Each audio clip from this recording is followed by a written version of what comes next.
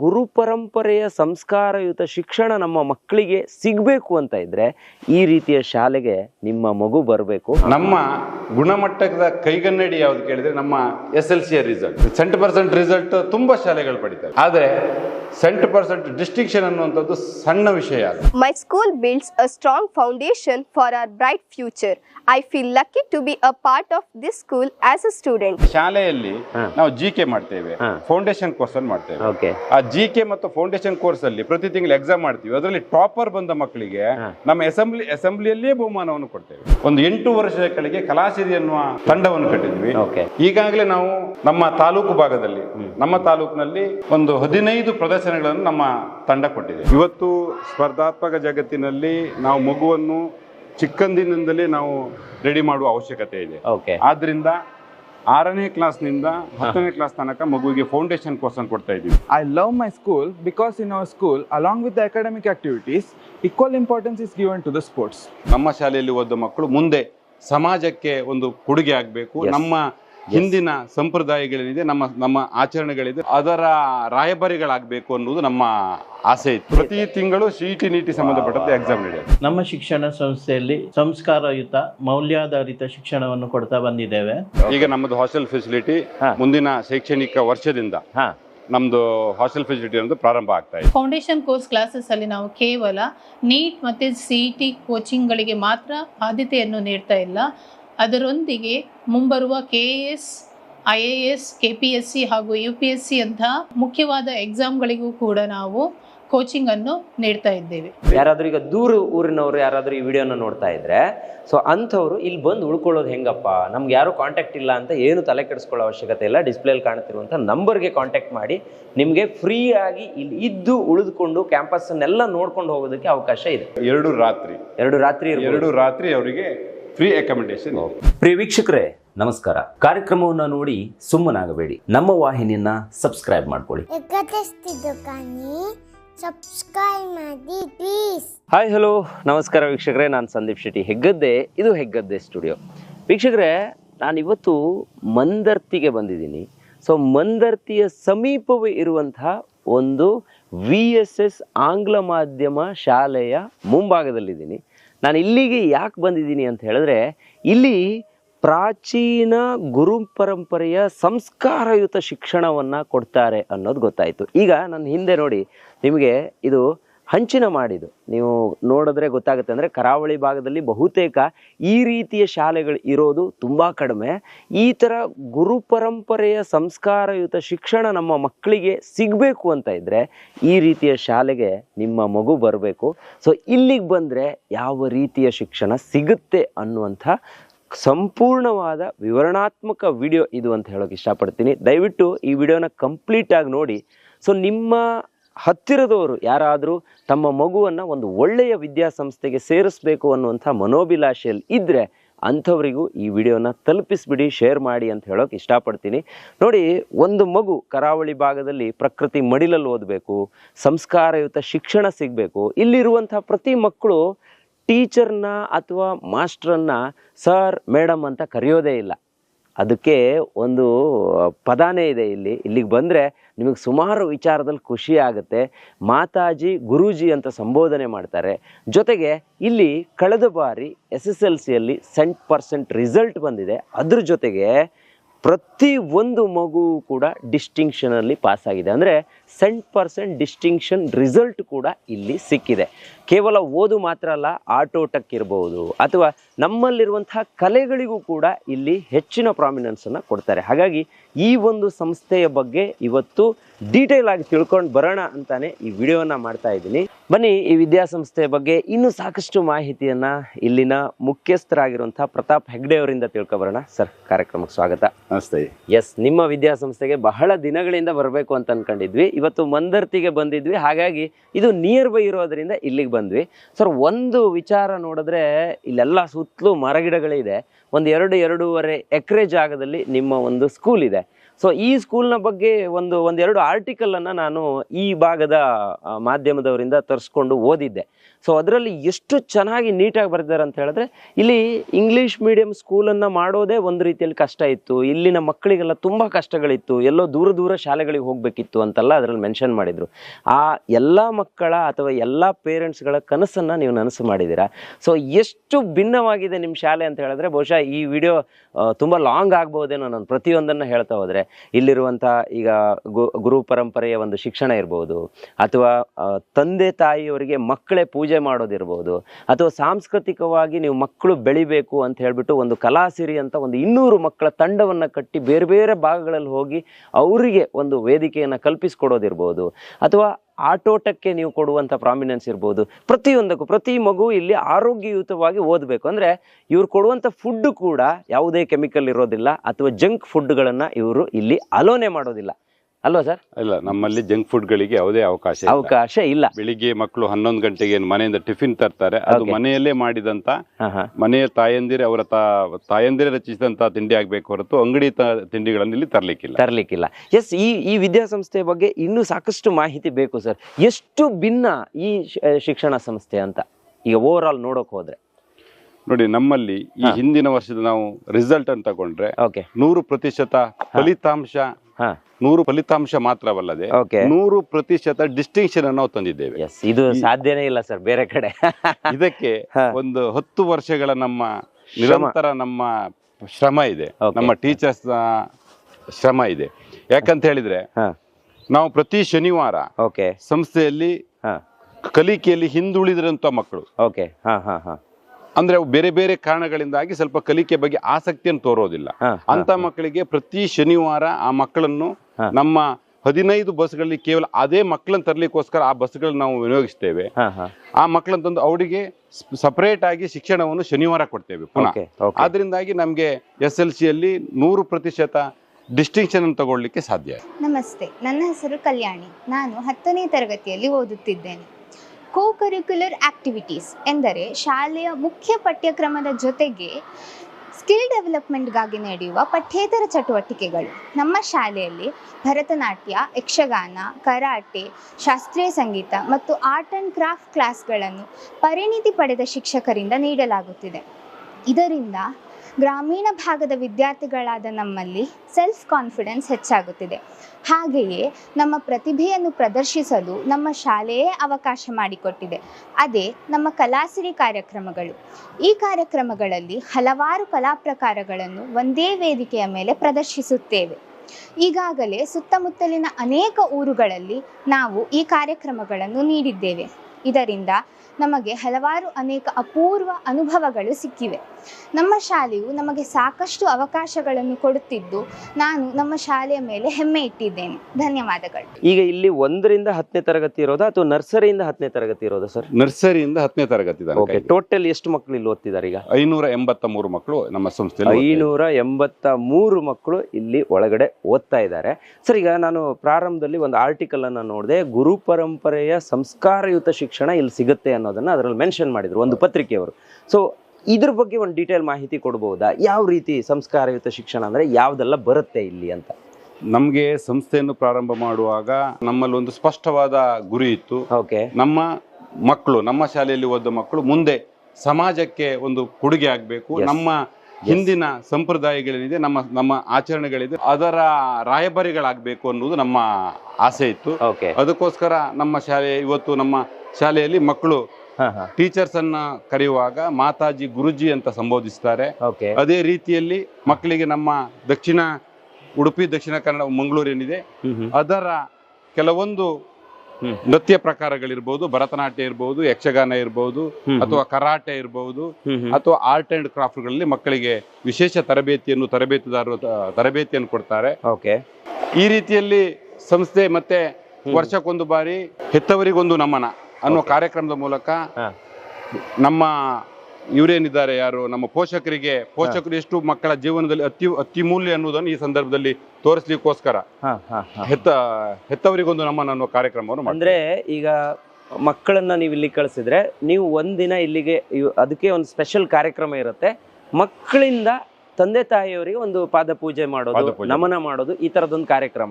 Sir, ಈಗ ನಮ್ಮ ಹಿಂದೆ ನಾವಿಲ್ಲಿ ನೋಡ್ತಾ ಇದೀವಿ, ಇದೊಂದು ಅಂಗಳಕ್ಕೆ, ನಾವು ಇಂಡೋರ್ ಅಂಗಳಕ್ಕೆ ಬಂದ್ವಿ. ಸೊ ಇಲ್ಲಿ ಮಕ್ಕಳಿಗೆ ಇದೇನಿದು ಕರಾಟೆನಾ ಇವರಿಗೆ? ಇದು ಕರಾಟೆ. Okay okay. ಈ ರೀತಿ ಏನೆಲ್ಲ ವ್ಯವಸ್ಥೆಗಳಿದೆ ಮಕ್ಕಳಿಗೆ ಕಲಿಯೋದಕ್ಕೆ? ಕರಾಟೆ ಇದೆ, ಭರತನಾಟ್ಯ ಇದೆ, ಓಕೆ, ನಮ್ಮ ಯಕ್ಷಗಾನ ಇದೆ, ಮತ್ತೆ ಆರ್ಟ್ ಅಂಡ್ ಕ್ರಾಫ್ಟ್ ಇದೆ, ಓಕೆ, ಟಿಂಕರ್ ಲ್ಯಾಬ್ಗಳಿದೆ ಮಕ್ಕಳಿಗೆ. ಓಕೆ. ಪುಟ್ಟ ಮಕ್ಕಳು ನೋಡಿ ಇದನ್ನೆಲ್ಲ ಕಲ್ತ್ಕೊಂತ ಇದ್ದಾರೆ ಇಲ್ಲಿಗೆ ಬಂದು. ಸೊ ಈ ರೀತಿ ಅನೇಕ ವಿಭಾಗದಲ್ಲಿ ಮಕ್ಕಳಿಗೆ ಏನು ಆಸಕ್ತಿ ಇದೆಯೋ ಇಲ್ವೋ, ಬಟ್ ಒಂದು ಶೈಕ್ಷಣಿಕವಾಗಿ ಅದನ್ನು ಕೂಡ ಇವರು ಕೊಡಬೇಕು ಅಂತ, ಅದರಲ್ಲಿ ಯಾವುದೇ ಎಕ್ಸ್ಟ್ರಾ ಫೀಸ್ಗಳು ಆ ರೀತಿ ಏನು ಇರೋದಿಲ್ಲ ಅಲ್ವಾ ಸರ್? ಎಸ್, ಖಂಡಿತ. ಈಗ 5ರಿಂದ 10ನೇ ತರಗತಿಯ ಮಕ್ಕಳು ಯಾರಾದರೂ ಇದ್ರೆ ಅವ್ರಿಗೆ ಇಲ್ಲೇ ಇದ್ದು ಉಳಿದುಕೊಂಡು ಓದೋದಕ್ಕೆ ಹಾಸ್ಟೆಲ್ ಫೆಸಿಲಿಟೀಸ್ ಇದೆಯಲ್ವಾ ಸರ್? ಹಾಸ್ಟೆಲ್ ಫೆಸಿಲಿಟೀಸ್ ಇದೆ. ಓಕೆ. ಈಗ ನಮ್ಮದು ಹಾಸ್ಟೆಲ್ ಫೆಸಿಲಿಟಿ ಮುಂದಿನ ಶೈಕ್ಷಣಿಕ ವರ್ಷದಿಂದ ನಮ್ದು ಹಾಸ್ಟೆಲ್ ಫೆಸಿಲಿಟಿ ಅನ್ನೋದು ಪ್ರಾರಂಭ ಆಗ್ತಾ ಇದೆ. ಓಕೆ. ಹಾಸ್ಟೆಲ್ ಫೆಸಿಲಿಟಿಯಲ್ಲಿ ನಾವು ಸ್ವಲ್ಪ ವಿಭಿನ್ನವಾಗಿ ಹಾಸ್ಟೆಲ್ ಅನ್ನು ನಾವು ಬಿಲ್ಡ್ ಮಾಡ್ತಾ ಇದ್ದೇವೆ. ಓಕೆ. ಅಂದ್ರೆ ಕೇವಲ ಮಕ್ಕಳನ್ನು ಒಂದೇ ರೂಮ್ ನಲ್ಲಿ ಇಂತಿಷ್ಟು ಮಕ್ಕಳನ್ನು ಹಾಕಿ ಆ ಮಕ್ಕಳಿಗೆ ಪ್ರವೇಶ ಎನ್ನುವಂಥದ್ದು ಕಮ್ಮಿ ಆಗುತ್ತೆ. ಆದ್ರಿಂದ 4 ಮಕ್ಕಳಿಗೆ ಒಂದು ರೂಮ್ ಅನ್ನು ಮಾಡಿ ಸಪರೇಟ್ ಆಗಿ ಅದೇ 4 ಮಕ್ಕಳಿಗೆ ಬಾತ್ ಅಂಡ್ ವಾಶಿಗೆ ವ್ಯವಸ್ಥೆಯನ್ನು ಮಾಡ್ತಾ ಇದ್ದೇವೆ. ಮಕ್ಕಳು ಆ 4 ಮಕ್ಕಳನ್ನು ಒಂದು ರೂಮ್ ಅಲ್ಲಿ ಇಟ್ಟಾಗ ಮಕ್ಕಳು ಬೇರೆ ಬೇರೆ ಆಕ್ಟಿವಿಟೀಸ್ ಅಲ್ಲಿ ತೊಡಗಿಕೊಳ್ಳೋದ್ರಿಂದಾಗಿ ಮಕ್ಕಳು ಓದ್ಲಿಕ್ಕೆ ಕಮ್ಮಿ ಗಮನವನ್ನು ಕೊಡೋದ್ರಿಂದಾಗಿ ಮಕ್ಕಳಿಗೆ ಓದಿನ ಅವರ್ಸ್ ಅನ್ನು ಕೊಟ್ಟಿದ್ದೇವೆ ಮತ್ತು ಅದನ್ನು ಸಪರೇಟ್ ಆಗಿ ಟ್ಯೂಟರ್ ಇಡ್ತಾ ಇದ್ದೇವೆ. ಬೇರೆ ಒಂದು ನಮ್ಮ ಓದ್ಲಿಕ್ಕೆ ವ್ಯವಸ್ಥೆ ಮಾಡ್ತೇವೆ, ಅದರಲ್ಲಿ ಮಕ್ಕಳಿಗೆ ಸ್ಟಡಿ ರೂಮ್ ಅಲ್ಲಿ ಓದ್ಲಿಕ್ಕೆ ವ್ಯವಸ್ಥೆಗಳು ಇರ್ತವೆ. ಅಂದ್ರೆ ಇವರು ಹಾಸ್ಟೆಲ್ ಅಲ್ಲಿ ಓದೋದಲ್ಲ, ಅವ್ರಿಗೆ ಓದೋದಕ್ಕೆ ಬೇರೆ ವ್ಯವಸ್ಥೆಗಳಿದೆ. ನೋಡಿ, ಅದೊಂದು ಹಾಸ್ಟೆಲ್ ಅನ್ನೋದು ಒಂದು ರೆಸ್ಟ್ ರೂಮ್, ಅಲ್ಲಿದ್ದು ಓದಬೇಕಾದ ಅವಶ್ಯಕತೆ ಇಲ್ಲ, ಅವ್ರಿಗೆ ಓದೋದಕ್ಕೆ ಬೇರೆ ವ್ಯವಸ್ಥೆಗಳಿದೆ. ಸರ್, ಈಗ ಒಂದು ಮಗು ಎಲ್ಲಿದ್ದು ಯಾವ ಜಿಲ್ಲೆಯ ಯಾವ ಮೂಲೆಯಿಂದಾದ್ರೂ ಇಲ್ಲಿ ಬರ್ಬೋದಲ್ಲ, ಇಲ್ಲಿದ್ದು ಓದ್ಬೋದಲ್ವಾ? ಎಸ್, ನೋಡಿ, ಅದ್ರ ಜೊತೆಗೆ ಮಕ್ಕಳಿಗೆ ಇದ್ದು ಓದೋದ್ರ ಜೊತೆಗೆ ಬೆಳಗಿಂದ ಸಂಜೆಯವರೆಗೆ ಭಿನ್ನವಾಗಿದೆ, ಅವರ ದಿನಚರ್ಯೆ ಭಿನ್ನವಾಗಿದೆ. ಸರ್, ಅದ್ರ ಬಗ್ಗೆ ಒಂದು ಮಾಹಿತಿ ಕೊಡಿ ಸರ್. ಬೆಳಿಗ್ಗೆ ಮಗು 5 ಗಂಟೆಗೆ ಹೇಳ್ತದೆ. ಓಕೆ. ಅರ್ಧ ಗಂಟೆ ಹೊತ್ತು ಮಗು ತನ್ನ ದೈನಂದಿನ ಚಟುವಟಿಕೆಗಳನ್ನು ಮಾಡ್ಕೊಳ್ಳುತ್ತೆ. ಓಕೆ.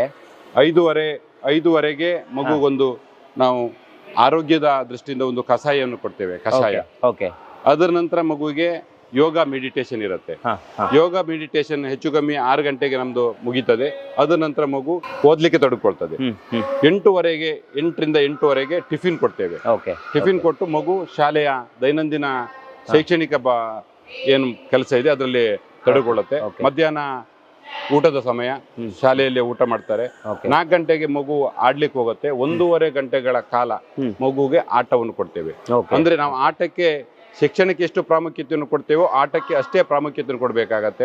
ಹಾಸ್ಟೆಲ್ ಇರುವ ಮಕ್ಕಳಿಗೆ ಸ್ವಲ್ಪ ಸಪರೇಟ್ ಆಗಿ ಆಟದ ಅವಶ್ಯಕತೆ ಇರೋದ್ರಿಂದಾಗಿ 1.5 ಗಂಟೆಗಳ ಹೊತ್ತು ಆಟವನ್ನು ಕೊಡ್ತೇವೆ. ಅದರ ನಂತರ ಮಗು ವಾಶಿಗೆ ಹೋಗುತ್ತೆ. ವಾಶ್ ಮಾಡ್ಕೊಂಡು ಬಂದ ನಂತರ ಒಂದು ಸ್ನಾಕ್ಸ್ ಇರುತ್ತೆ. ಸ್ನಾಕ್ಸ್ ಆದ ನಂತರ ಭಜನ್ ಇರುತ್ತೆ. ಒಂದು ಅರ್ಧ ಗಂಟೆಗಳ ಹೊತ್ತು ಭಜನ್ ಇರುತ್ತೆ. ಭಜನ್ ನಂತರ ಮಗು ಪುನಃ ತನ್ನ ಸ್ಟಡಿ ರೂಮಿಗೆ ಹೋಗುತ್ತೆ. ಸ್ಟಡಿ ರೂಮ್ ಅಲ್ಲಿ ಟ್ಯೂಟರ್ ಇರ್ತಾರೆ. ಅಲ್ಲಿ ಮಗು 9:30 ತನಕ ಓದ್ತದೆ. 9:30ಗೆ ಊಟಕ್ಕೆ ಬರ್ತದೆ. ಊಟಕ್ಕೆ ಬಂದ ಮಗು ಊಟ ಆದ ನಂತರ ಒಂದು 1/4 ಗಂಟೆ ವಾಕಿಂಗ್ ಇರುತ್ತೆ. 10 ಗಂಟೆಗೆ ಮಗು ಹಾಸ್ಟೆಲ್ಗೆ ಹೋಗ್ತದೆ. ಅಂದ್ರೆ ಬೆಳಿಗ್ಗೆ ಯೋಗ ಅಭ್ಯಾಸದಿಂದ ಹಿಡಿದು ಅವನ ಆರೋಗ್ಯದ ಬಗ್ಗೆನೂ ನೀವು ತುಂಬಾ ಕಾಳಜಿಯನ್ನ ಕೊಡ್ತೀರಾ. ಇವತ್ತಿನ ಮಕ್ಕಳಿಗೆ ಅದು ಬೇಕೇ ಬೇಕು. ಯಾಕಂದ್ರೆ ಏನೇನೋ ತಿನ್ನೋದು, ಆತರ ಫುಡ್ಗಳಿಗೆ ನಿಮ್ಮಲ್ಲಿ ಅಲೋ ಇಲ್ಲ ಅನ್ನೋದು. ಅದ್ರ ಜೊತೆಗೆ ಮಕ್ಕಳಿಗೆ ಓದಿನ ಜೊತೆಗೆ CET ಇರ್ಬೋದು, ನೀಟ್ ಇರ್ಬೋದು, JEE ಇರ್ಬೋದು, ಇದಕ್ಕೆಲ್ಲ ಪ್ರಿಪೇರ್ ಆಗೋದಕ್ಕೂ ಕೂಡ ಇಲ್ಲಿ ಅವಕಾಶಗಳಿದೆ. ಅದಕ್ಕೂ ಯಾವುದೇ ಫೀಸ್ ಇಲ್ಲ ಅನ್ನೋದನ್ನ ಕೇಳ್ತಿಲ್ಲ. ನಾವು ಇವತ್ತು ಸ್ಪರ್ಧಾತ್ಮಕ ಜಗತ್ತಿನಲ್ಲಿ ನಾವು ಮಗುವನ್ನು ಚಿಕ್ಕಂದಿನಿಂದಲೇ ನಾವು ರೆಡಿ ಮಾಡುವ ಅವಶ್ಯಕತೆ ಇದೆ. ಆದ್ರಿಂದ 6ನೇ ಕ್ಲಾಸ್ನಿಂದ 10ನೇ ಕ್ಲಾಸ್ ತನಕ ಮಗುವಿಗೆ ಫೌಂಡೇಶನ್ ಕೋರ್ಸ್ ಅನ್ನು ಕೊಡ್ತಾ ಇದ್ದೀವಿ. CET ಇರ್ಬೋದು, ನೀಟ್ ಇರ್ಬೋದು, JEE ಇರ್ಬೋದು. ಇಲ್ಲಿ ನಮ್ದು ಪ್ರತಿ ವಾರ ಅದಕ್ಕೆ ಸಂಬಂಧಪಟ್ಟಂತ ತರಗತಿಗಳು ನಡೆಯುತ್ತೆ. ಮತ್ತೆ ಪ್ರತಿ ತಿಂಗಳು ಮಗುವಿಗೆ ಎಕ್ಸಾಮ್ ಮಾಡ್ತೇವೆ. ಪ್ರತಿ ತಿಂಗಳು ಎಕ್ಸಾಮ್ ಪ್ರತಿ ತಿಂಗಳು CET ನೀಟ್ ಸಂಬಂಧಪಟ್ಟಂತೆ ಎಕ್ಸಾಮ್ ನಡೆಯುತ್ತೆ. ಕೆಳಗಿನ ಕ್ಲಾಸ್ ನಲ್ಲಿ ಮುಂದೆ ಫ್ಯೂಚರ್ ಅಲ್ಲಿ ಮಕ್ಕಳಿಗೆ ಫೌಂಡೇಶನ್ ಕೋರ್ಸ್ಗೆ ಸಹಾಯ ಆಗ್ಲಿ ಅಂತ 1ರಿಂದ 5ನೇ ತರಗತಿಯ ತನಕ ನಾವು GK ಮಾಡ್ತೇವೆ, ಜನರಲ್ ನಾಲೆಡ್ಜ್ ಟೆಸ್ಟ್ ಅಂತ. ಅದು ಪ್ರತಿ ವಾರ ನಡೆಯುತ್ತೆ. ಪ್ರತಿ ತಿಂಗಳು ಅದಕ್ಕೂ ಕೂಡ ಎಕ್ಸಾಮ್ ಆಗುತ್ತೆ. ಈ ಮೂಲಕ ಮುಂದಿನ ದಿನದಲ್ಲಿ ನಮ್ಮ ಶಾಲೆಯಲ್ಲಿ ಕಲಿತ ಮಕ್ಕಳಿಗೆ KS ಇರ್ಬೋದು, IAS ಇರ್ಬೋದು, ಅಥವಾ JEE ನೀಟ್ಗಳಿರ್ಬೋದು, ಇದು ಸುಲಭ ಸಾಧ್ಯ ಆಗತ್ತೆ ಅನ್ನೋದು ನಮ್ಮ ಸಂಕಲ್ಪ. Okay. Namaste. Myself Smritiyesh Shetty from class 9th. My school science lab is divided into 3 parts: physics, chemistry and biology. I will never forget the thrill of mixing the chemicals and watching the reactions unfold in front of my eyes. I will never forget the thrill of mixing the chemicals and watching the reactions unfold in front of my eyes. This lab was a place where I finally understood that what I learned from the textbooks could literally come into the life. By seeing the biology principles under the microscope, it transformed my understandings. Working in lab taught me the importance of teamwork. More than just fact, it gave me the importance of critical thinking and patience. When an experiment didn't go as planned, we learned how to analyze the error and try it again. And when it went success, we kept the next step for the next success. Thank you. Sir, ಈಗ ನಿಮ್ಮ ಹಿಂದೆ ನಾವು ಒಂದು ಬೋರ್ಡಲ್ಲಿ ಕೆಲವೊಂದು ಆರ್ಟಿಕಲ್ಸ್ಗಳನ್ನು ಅಥವಾ ಮಕ್ಕಳೇ ಬರೆದಿರೋದಂತ ಅನ್ಸುತ್ತೆ ನನಗಿದು, ಚಿತ್ರಗಳನ್ನೆಲ್ಲ ನೋಡಿದೆ. ಅಂದರೆ ಇಲ್ಲಿ ಬೆಳಿಗ್ಗೆ ಬಂದಾಗ ಪೇಪರ್ ಓದೋದ್ರಿಂದ ಹಿಡಿದು ಪ್ರತಿಯೊಂದು ಜನರಲ್ ನಾಲೆಜ್ ಇಂಪ್ರೂವ್ ಮಾಡ್ಕೊಳ್ಳೋದಕ್ಕೂ ಒಂದಿಷ್ಟು ವ್ಯವಸ್ಥೆಗಳಿದೆ ಅನ್ನೋದು ಕೇಳ್ಪಟ್ಟೆ. ಏನು ಸರ್ ಅದು? ಅದ್ರ ಬೆಳಿಗ್ಗೆ ನಮ್ಮ ಶಾಲೆಯ ಪ್ರೇಯರ್ ಅನ್ನುವಂಥದ್ದು ವಿಭಿನ್ನವಾಗಿ ಸ್ಟಾರ್ಟ್ ಆಗುತ್ತೆ. ಸರಸ್ವತಿ ಶ್ಲೋಕದಿಂದ ಶಾಲೆಯ ಪ್ರೇಯರ್ ಸ್ಟಾರ್ಟ್ ಆಗತ್ತೆ. ಅದರ ನಂತರ ಸುಭಾಷಿತ ಪ್ರಾರಂಭ ಆಗತ್ತೆ. ದಿನನಿತ್ಯ ನಮ್ಮ ಪ್ರೇಯರ್ ಅಲ್ಲಿ ಶಾಲಾ ಮಕ್ಕಳು ನ್ಯೂಸ್ ಪೇಪರ್ ಓದ್ತಾರೆ. ಪ್ರತಿ ದಿನ ನಮ್ಮ ಅಸೆಂಬ್ಲಿ ಏನಿದೆ, ಅಸೆಂಬ್ಲಿಯಲ್ಲಿ ಜನರಲ್ ನಾಲೆಜ್ ಸಂಬಂಧಪಟ್ಟಂತ ಪ್ರಶ್ನೆಗಳಲ್ಲಿ ಅಲ್ಲಿ ಕೊಡ್ತೇವೆ. ಮಗು ಯಾವ ಮಗು ಆನ್ಸರ್ ಮಾಡುತ್ತೆ ಆ ಮಗುವಿಗೆ ಬಹುಮಾನ ಕೊಡ್ತೇವೆ. ಬಹುಮಾನ ಕೊಡುವುದು ಕಾರಣ ಏನ್ ಕೇಳಿದ್ರೆ, ಉಳಿದ ಮಕ್ಕಳು ಇನ್ಸ್ಪೈರ್ ಆಗ್ಬೇಕು, ಅದರಿಂದ ಮತ್ತೊಂದು ಮಗುವಿನಲ್ಲಿ ಕಾಂಪಿಟೇಷನ್ ಬೆಳಿಬೇಕು ಅನ್ನೋ ಭಾವನೆಯಿಂದ ಮಾಡ್ತೇವೆ. ಮತ್ತೆ ಶಾಲೆಯಲ್ಲಿ ನಾವು GK ಮಾಡ್ತೇವೆ, ಫೌಂಡೇಶನ್ ಕೋರ್ಸ್ ಅನ್ನು ಮಾಡ್ತೇವೆ. ಆ GK ಮತ್ತು ಫೌಂಡೇಶನ್ ಕೋರ್ಸ್ ಅಲ್ಲಿ ಪ್ರತಿ ತಿಂಗಳು ಎಕ್ಸಾಮ್ ಮಾಡ್ತೀವಿ. ಅದರಲ್ಲಿ ಟಾಪರ್ ಬಂದ ಮಕ್ಕಳಿಗೆ ನಮ್ಮ ಅಸೆಂಬ್ಲಿಯಲ್ಲೇ ಬಹುಮಾನವನ್ನು ಕೊಡ್ತೇವೆ. ಅದು ಬೇರೆ ಮಕ್ಕಳಿಗೆ ಇನ್ಸ್ಪೈರ್ ಆಗುತ್ತೆ, ನಾನು ತಗೋಬೇಕು ಕಾಂಪಿಟೇಷನ್ ಮಕ್ಕಳಲ್ಲಿ ಬೆಳಿಬೇಕು ಅನ್ನೋದು. Namaste, myself Kushi Sigde from class 9th. For me, my school is more than simply an educational institution. It is also my second family, which I established during my childhood. Our teachers are very supportive, friendly and understanding at most of the time. My school builds a strong foundation for our bright future. I feel lucky to be a part of this school as a student. Thank you. ನೋಡಿ ವೀಕ್ಷಕರೇ, ಇಲ್ಲಿ ಇಂಗ್ಲೀಷಲ್ಲಿ ಕೆಲವೊಂದು ಎಸ್ಸೆಗಳನ್ನು, ಆರ್ಟಿಕಲ್ಸ್ಗಳನ್ನು ಬರೆದಿದ್ದಾರೆ. ಇಲ್ಲಿ ಹಿಂದಿಲಿದೆ, ಅವರೇ ಬಿಡಿಸಿರುವಂಥ ಡ್ರಾಯಿಂಗ್ಗಳಿದೆ. ನಿಮಗೆ ಆ ಕಡೆ ನೋಡಿದ್ರೆ ನೋಡಿ, VSS ದೀಪಾವಳಿ 2025 ಅಂತ ಒಂದು ಬೋರ್ಡ್ ಇದೆ. ಬಹುಶಃ ನನಗನ್ಸುತ್ತೆ ಈ ಸಲ ದೀಪಾವಳಿ ಹಬ್ಬವನ್ನು ನೀವು ಪ್ರತಿ ವರ್ಷ ಆಚರಣೆ ಮಾಡ್ತೀರಾ? ಪ್ರತಿ ವರ್ಷ ದೀಪಾವಳಿ ಹಬ್ಬವನ್ನು ಆಚರಣೆ. ಓಕೆ. ಬರೀ ದೀಪಾವಳಿ ಅಂತಲ್ಲ, ಇವ್ರು ಹೇಳ್ದಂಗೆ ಸರಸ್ವತಿ ಹಬ್ಬ ಇರಬಹುದು, ಶಾರದಾ ಪೂಜೆ, ಸರಸ್ವತಿಯ ಏನು ಶಾರದೆ ಅಂತ ನಾವೇನು ಸಂಬೋಧನೆ ಮಾಡ್ತೀವಿ, ಅದರ ಪೂಜೆಯ ಜೊತೆಗೆ ಅವತ್ತು ಭಿನ್ನವಾಗಿರುವಂತ ಕೆಲವೊಂದು ಕಾರ್ಯಕ್ರಮ ಇದೆ. ಅದ್ರ ಬಗ್ಗೆ ಹೇಳಿ ಸರ್. ತುಂಬಾ ಚೆನ್ನಾಗಿದೆ ಅದು. ಆಕ್ಚುಲಿ ನಾನು ಕೇಳಿಸ್ಕೊಂಡೆ ಅದು. ಶಾರದೋತ್ಸವ ಕಾರ್ಯಕ್ರಮ ಮಾಡ್ತೇವೆ. ನಾವು ಒಂದು 2 ಕಿಲೋಮೀಟರ್ಗಳ ದೂರ ಮೆರವಣಿಗೆ ಏನ್ ಮಾಡ್ತೇವೆ ನಮ್ಮ ಶಾಲಾ ಮಕ್ಕಳೊಂದಿಗೆ.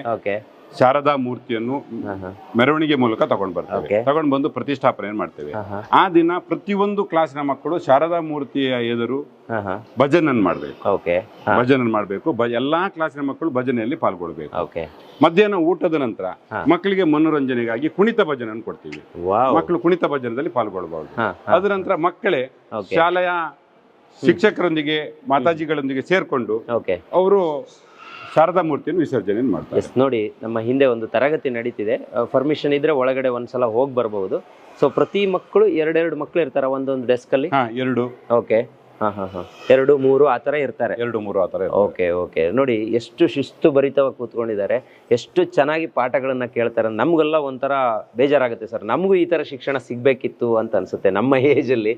ಸೊ ಆದರೆ ಇವತ್ತಿನ ಮಕ್ಕಳಿಗೆ ಒಂದು ಇಲ್ಲಿ ಫೀಸ್ ಕೂಡ ಏನು ತುಂಬಾ ಜಾಸ್ತಿ ಇಲ್ಲ ಸರ್.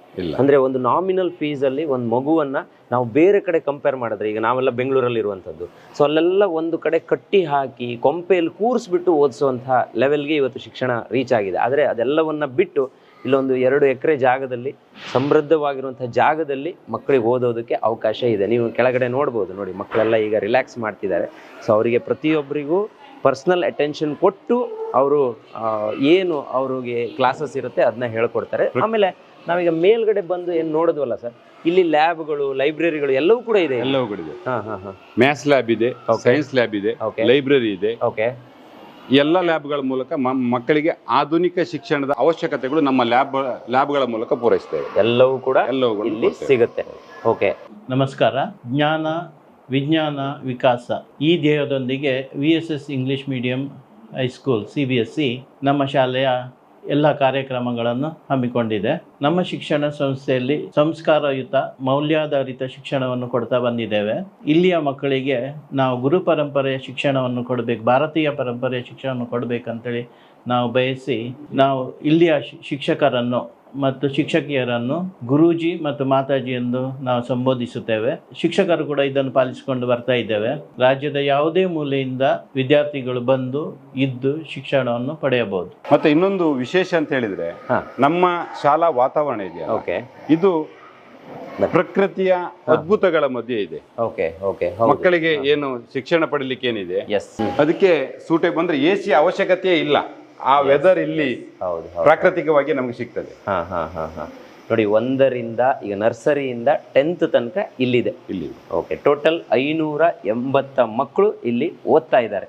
ಸೊ ಇದು ಮಂದರ್ತಿಗೆ ತುಂಬಾ ಹತ್ರ ಅಲ್ವಾ ಸರ್? 8 ಕಿಲೋಮೀಟರ್ ದೂರದಲ್ಲಿ. 8 ಕಿಲೋಮೀಟರ್ ದೂರ. ಒಂದು ಸಣ್ಣ ಬೀಜ ದೊಡ್ಡ ಮರವಾಗಿ ಬೆಳಿಬೇಕಾದ್ರೆ ಅದಕ್ಕೆ ಹೇಗೆ ಒಳ್ಳೆಯ ಭೂಮಿಯ ಅಗತ್ಯವಿದೆಯೋ ಹಾಗೆಯೇ ಮಕ್ಕಳ ಬೆಳವಣಿಗೆಗೆ ಉತ್ತಮ ಶಿಕ್ಷಣದ ಅಡಿಪಾಯದ ಅಗತ್ಯವೂ ಅಷ್ಟೇ ಇದೆ. ಆ ಒಂದು ದೃಷ್ಟಿಕೋನದಿಂದ ನಮ್ಮ ವಿದ್ಯಾಸಂಸ್ಥೆಯಲ್ಲಿ 6ರಿಂದ 10ನೇ ತರಗತಿಯ ವಿದ್ಯಾರ್ಥಿಗಳಿಗೆ ಅವರ ಮುಂದಿನ ಭವಿಷ್ಯದಲ್ಲಿ ಬರುವಂತಹ CET, NEET ಮುಂತಾದ ಎಕ್ಸಾಮ್ಗಳಿಗೆ ಫೌಂಡೇಶನ್ ಕೋರ್ಸ್ ಅನ್ನುವಂತಹ ತರಬೇತಿಯನ್ನು ನಾವು ನೀಡ್ತಾ ಇದ್ದೇವೆ. ಈ ಫೌಂಡೇಶನ್ ಕೋರ್ಸ್ ತರಬೇತಿಗಳನ್ನು ನಮ್ಮ ರೆಗ್ಯುಲರ್ ಟೈಮ್ ಟೇಬಲಲ್ಲಿ ಅಳವಡಿಸಿಕೊಂಡು ಮಕ್ಕಳಿಗೆ ಮಂತ್ಲಿ ವರ್ಕ್ಶೀಟ್ ಅನ್ನು ನಾವು ಪ್ರೊವೈಡ್ ಮಾಡ್ತಾ ಇದ್ದೇವೆ. ಫೌಂಡೇಶನ್ ಕೋರ್ಸ್ ಕ್ಲಾಸಸ್ ಅಲ್ಲಿ ನಾವು ಕೇವಲ NEET ಮತ್ತು CET ಕೋಚಿಂಗ್ಗಳಿಗೆ ಮಾತ್ರ ಆದ್ಯತೆಯನ್ನು ನೀಡ್ತಾ ಇಲ್ಲ. ಅದರೊಂದಿಗೆ ಮುಂಬರುವ KAS, IAS, KPSC ಹಾಗೂ UPSC ಅಂತಹ ಮುಖ್ಯವಾದ ಎಕ್ಸಾಮ್ಗಳಿಗೂ ಕೂಡ ನಾವು ಕೋಚಿಂಗ್ ಅನ್ನು ನೀಡ್ತಾ ಇದ್ದೇವೆ. ಸರ್, ಈಗ ನಾವು ಸುಂದರವಾದ ಗ್ರೌಂಡ್ ಅನ್ನು ಕೂಡ ಎಂಟ್ರಿಲೇ ನೋಡ್ತೀವಿ. ನಿಮ್ಮ ಸ್ಕೂಲ್ಗೆ ಎಂಟ್ರಿ ಆದ್ರೆ ಅಲ್ಲೊಂದು ದೊಡ್ಡ ಗ್ರೌಂಡ್ ಸಿಗುತ್ತೆ. ಸೊ ಬಹುಶಃ ಆಟೋಟಕ್ಕೆ ಸಿಕ್ಕಾಪಟ್ಟೆ ಪ್ರಾಮಿನೆನ್ಸ್ ಇದೆ. ನಾನು ಕೆಲವೊಂದು ಕಡೆ ಹೋದಾಗ ಕೇಳಿದ್ದೆ, ಪ್ರತಿ ಮಗು ಆಟ ಆಡಬೇಕು ಅಂತ ಸುಮಾರು ಜನ ಹೇಳ್ತಾರೆ. ಅದು ಇಲ್ಲಿಯೂ ಕೂಡ ಅವಕಾಶ ಇದೆ ಅಲ್ವಾ ಸರ್? ಕಲಿಕೆ ಎಷ್ಟು ಪ್ರಾಮುಖ್ಯವೋ ಆ ಸಂದರ್ಭದಲ್ಲಿ ಮಗುವಿಗೆ ಆಟೋಟ ಕೂಡ ಅಷ್ಟೇ ಪ್ರಾಮುಖ್ಯ. ಅದನ್ನು ನಾವು ಮನಗೊಂಡು ಮಕ್ಕಳನ್ನು ಕ್ರೀಡಾ ಕ್ಷೇತ್ರದಲ್ಲಿ ಬೆಳೆಸೋ ಸಲುವಾಗಿ ಆ ಮಕ್ಕಳ ಪ್ರತಿಭೆಗೆ ಅನಾವರಣ ಆಗ್ಲಿ ಅಂತ ಹೇಳಿ ಕ್ರೀಡೆಗೆ ಒಂದಿಷ್ಟು ಅಗತ್ಯಗಳೇನಿದೆ ಅದನ್ನು ನಾವು ಪೂರೈಸ್ತಾ ಬಂದಿದ್ದೇವೆ.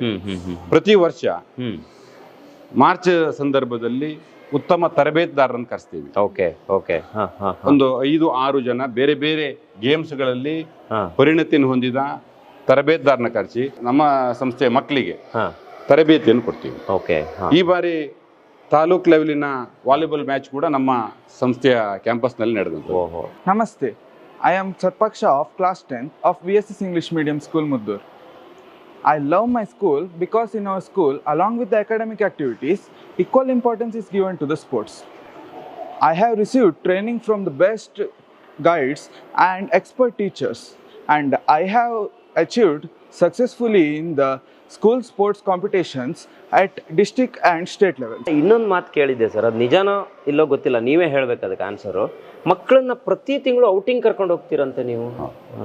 ಏನದು ಅದ್ರ ಬಗ್ಗೆ ಗೊತ್ತಿಲ್ಲ ನಂಗೆ. ಅದು ಯಾಕೆ ಅದನ್ನ ಮಾಡೋದು, ಎಲ್ಲಿ ಕರ್ಕೊಂಡು ಹೋಗ್ತೀರಿ, ಏನಿದ್ರ ಸೀಕ್ರೆಟ್ ಅಂತ? ವಸತಿ ಶಾಲೆಯ ಮಕ್ಕಳಿಗೆ ಔಟಿಂಗ್ ಅನ್ನು ತಗೊಂಡು ಹೋಗ್ಬೇಕು.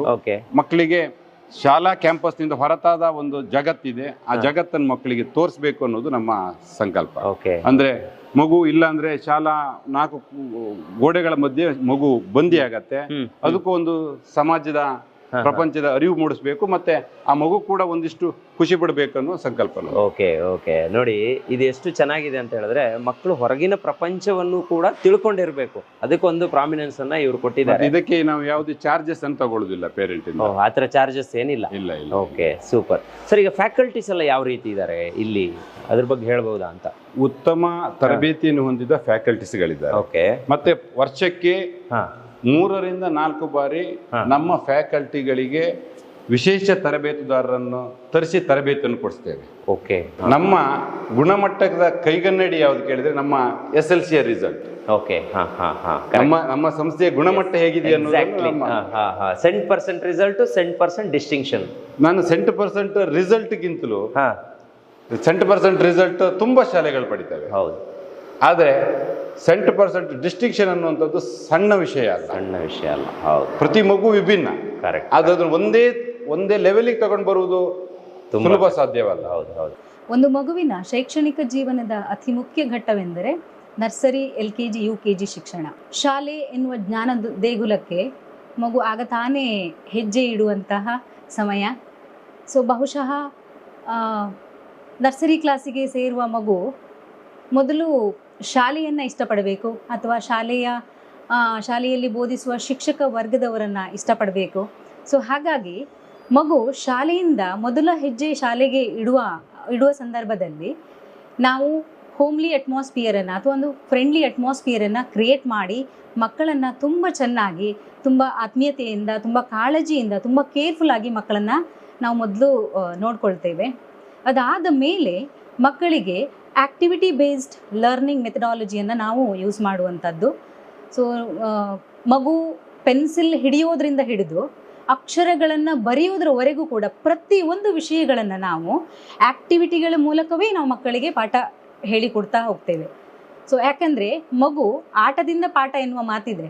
ಸೊ ಮಕ್ಕಳು ಆ್ಯಕ್ಟಿವಿಟಿಗಳನ್ನು ಅಥವಾ ಆಟಗಳನ್ನು ತುಂಬ ಎಂಜಾಯ್ ಮಾಡಿ ಕಲಿತಾರೆ. ಸೊ ಆದ್ದರಿಂದ ನಮ್ಮಲ್ಲಿ ನಾವು direct, it's not like a chalk and talk. So ಹಾಗಾಗಿ ಪ್ರತಿ ವಿಷಯಗಳನ್ನು ಕೂಡ ನಾವು ಆ್ಯಕ್ಟಿವಿಟಿ ಬೇಸ್ಡ್ ಮೂಲಕವೇ ಮಕ್ಕಳಿಗೆ ಮನದಟ್ಟು ಮಾಡ್ತೇವೆ. ಸೇಫ್ಟಿ ಹಾಗೂ ಕಾಳಜಿಗೆ ನಮ್ಮ ಮೊದಲ ಆದ್ಯತೆ ಸರ್.